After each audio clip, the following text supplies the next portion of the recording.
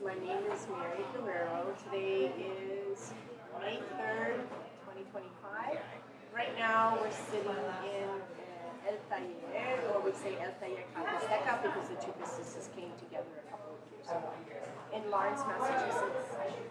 I think that what's been impactful for me is when you first open a restaurant, you think, it's a business and you're making food and hopefully the food is good and people are going to come and they're going to enjoy the food.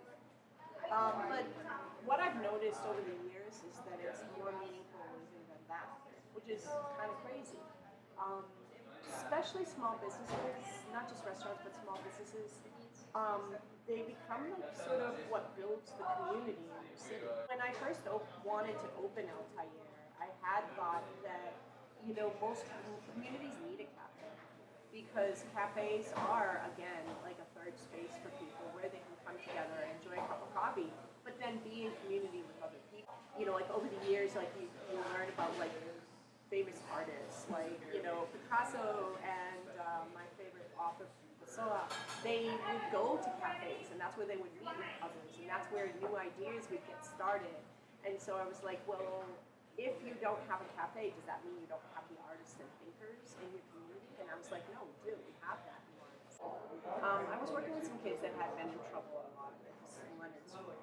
And then, and they were staying with me over the summer and not really having. And I remember, like, we had a conversation where I said, and I was so shocked that they all said drug dealers, gangs, and violence, right? And I was like, really? I was like, okay, I live in Lawrence and I don't do any of this. I don't know anybody who does that. Are you doing that? And they were like, no. Like, they even got like, no. So why do you believe that? But not that that doesn't exist, but why is that your description of the city? You have no impact. You're not, like, it doesn't affect you. Like, you're not aware of it really physically on your life, but you're saying that this is what Lawrence is. And that's when I started to realize that it doesn't matter what other people think of you, but it really matters a lot what you think of yourself. So if students are growing up thinking that's what their meaning is, where are they going to go from there?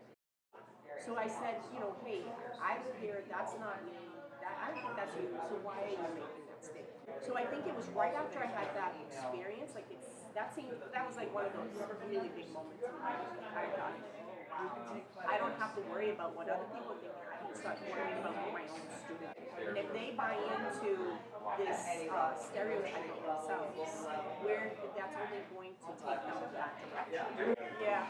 So there's a couple of things that happened. Like before I took some time off and thought I wanted to retire, which became a mistake and I went back. I had my students in a special class that was called Lawrence Then and Now. And what we would do is look at some of these three, the stripe and different things. But I would take them to the Common Park and they would look at monuments.